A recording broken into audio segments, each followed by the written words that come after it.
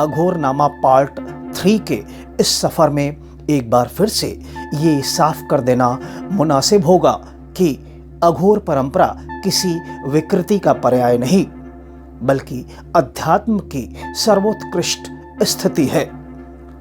अघोर को नजदीक से जानने वाले कहते हैं कि अघोर तो सरलता का प्रतीक है।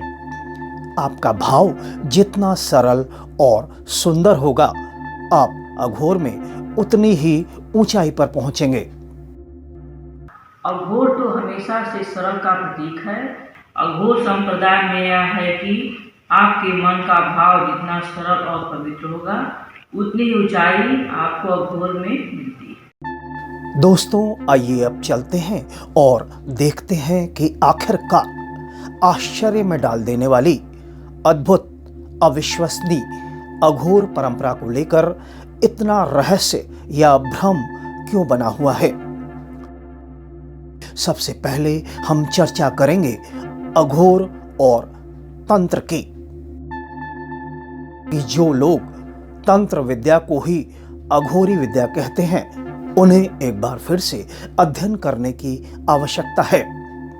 जो लोग खोज या रिसर्च यानी शोध के बल पर अघोर को तंत्र और तंत्र को ही अघोर कहते फिरते हैं, उन्हें शोध और अपनी खोज का सफर एक बार फिर से शुरू करना चाहिए, क्योंकि अघोर से तंत्र की तुलना नादानी या काफी हद तक मूर्खता का पर्याय है। आइए देखते हैं कि इस दावे की बुनियाद क्या है। अघोर किसी वैज्ञानिक फॉर्मूले या किसी अनिवार्य तंत्र क्रियाओं पर आधारित व्यवस्था नहीं है। मध्यस्थता करने वाले साधनों की अनिवार्यता को अघोर दरकिनार करता है और मर्यादित तरीके से आदेश देने व संपादित करने की क्षमताओं से पूर्ण होता है। परिणामों को यथास्थिति हासिल करने के लिए अघोर स्वतंत्र होता है, जबकि तंत्र साधन की अनिवार्यता व निर्भरता पर आश्रित महज एक याचक की भूमिका में सीमित होता है। यानी अघोर में क्रिया संपादित करने की कोई बाध्यता नहीं है, जबकि तंत्र में क्रिया बाध्यता के बिना कुछ भी मुमकिन नहीं होता। सीधी भाषा में कहें तो तंत्र याचक की भूमिका में होता है, जबकि अघोर दाता की भूमिका में।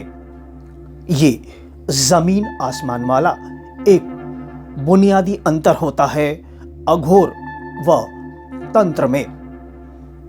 किसी भी कार्य करने के लिए क्रिया की आवश्यकता पड़ती है, लेकिन जो अघोर है, अघोर की जो वाणी है, जो वाणी से वो कह देता है, वैसे के वैसा हो जाता है। यही अंतर है दोनों में। तंत्र और अघोर में एक बहुत बड़ा अंतर है। तंत्र एक विज्ञान है और जिसमें क्रियाएं करनी पड़ती हैं।